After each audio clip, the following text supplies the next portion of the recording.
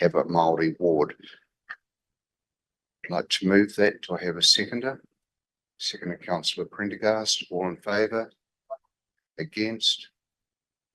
Carried. Ko whakatauria e te kaunihera arohe o Ōtorohanga kia pūmau tonu ki tō rātau wāri Māori. Today's decision is one step in the right direction. E kaupapa tēnei kua roa e noho ana ki te tihi o te whakaaro o ia o ngā kai kaunihera me te koromatua hoki. When I'm no longer the Mayor of Ōtorohanga and I reflect back on what has been the cool stuff for me as Mayor, and I think one of the biggest ones has been the engagement with iwi and the journey that we've been on collectively with iwi and with council. What it did for me, it re-established my own belief in them as councillors to look after our hapori. Ko Jamie Tāmaki o Ngāti Maniapoto, tētehi o ngā kai kaunihera tokorua o te wāri Māori o Rangiātea. Ko Roy Willison, te rātu. To be able to share our hitori, share our aroha, share our manakitanga and share our tikanga so that we're building capacity for our rangatahi to come through into these spaces so that we are represented and that it's not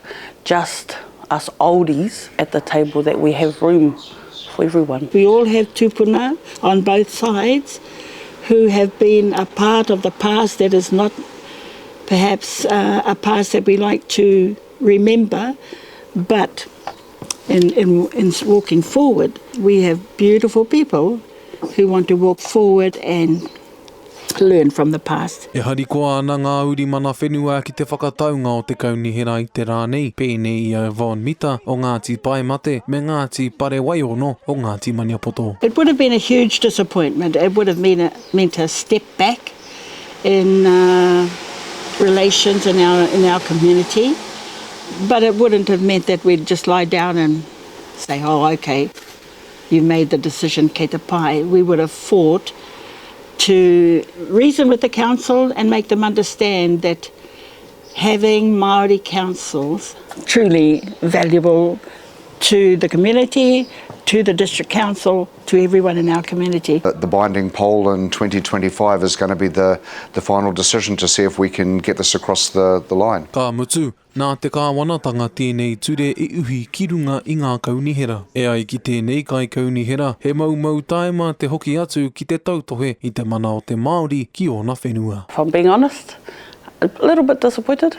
I think they're quite tunnel visioned in terms of where Aotearoa needs to be and aligning to the treaties. I don't feel angry, I just feel, how come they don't understand the value of Māori wards?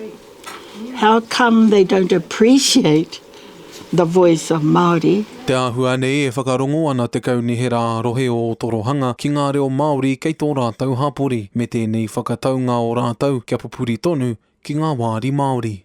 Te kawa pāora, Aukaha.